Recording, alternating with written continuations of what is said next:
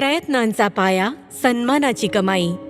खेमराज सुंद्रियाल, पद्मश्री 2026. हजारो लोकांसाठी आशेचे आणि उपजीविकेचे मार्गदर्शक आहेत खेमराज सुंद्रियाल, ज्यांना सगळे प्रेमाने गुरुजी म्हणतात. खेमराजजी यांचा जन्म 1943 मध्ये पौडी गढवाल येथे झाला. आर्थिक अडचणींमुळे लहानपणी त्यांना अनेक संकटांचा सामना करावा लागला. मी जेव्हा शिकत होतो तेव्हा मला संत कबीरांबद्दल समजलं. त्यांचं मोठं नाव आहे आणि आम्ही त्यांची अनेक पुस्तकं वाचतो. तेव्हा मी तर त्यांच्यासारखंच काम शिकेन. मी निश्चय केला की मी विणकरच बनेन.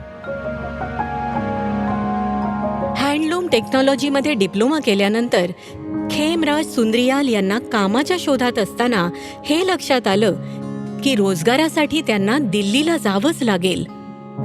पण खेमराजजींकडे पौडीहून दिल्लीला जाण्या इतके सुद्धा पैसे नव्हते. तेव्हाच एके दिवशी त्यांचा चुलत भाऊ जखमी झाला आणि त्याला उपचारासाठी दिल्लीला न्यावं लागलं.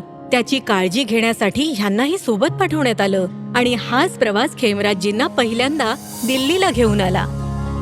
दिल्ली क्लॉथ मिलमध्ये काम केल्यानंतर खेमराज सुंद्रियाल विणकर सहायता केंद्रात रुजू झाले. 9 ते 10 वर्ष उलटली. काशी येथील विणकर केंद्रात खेमराज यांची भेट टेक्स्टाईल आर्टिस्ट SV निकम यांच्याशी झाली.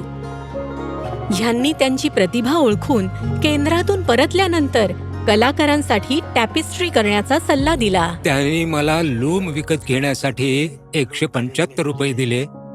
दरम्यान खेमराज सुंद्रियाल विणकर सेवा केंद्राच्या पानिपत शाखेत आले आणि लवकरच देशातील अनेक नामवंत कलाकारांसाठी टॅपिस्ट्री विणू लागले. ज्या मुलाकडे पौडीहून दिल्लीला येण्यासाठी पैसे नव्हते त्याला त्याचं काम परदेशात घेऊन गेलं.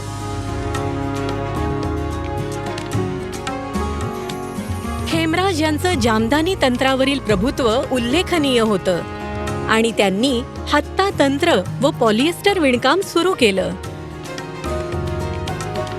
या समर्पणाच्या जोरावर त्यांनी पानिपतची दरी आणि खेस पुन्हा एकदा लोकप्रिय केली.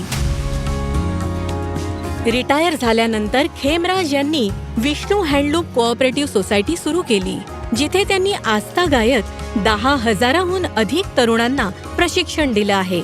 भारतातील अनेक नामांकित संस्थांमधील विद्यार्थी देखील खेमराज यांच्याकडून विणकामाची कला शिकायला येतात. या कलेने मला मान, सन्मान आणि ओळख मिळवून दिली.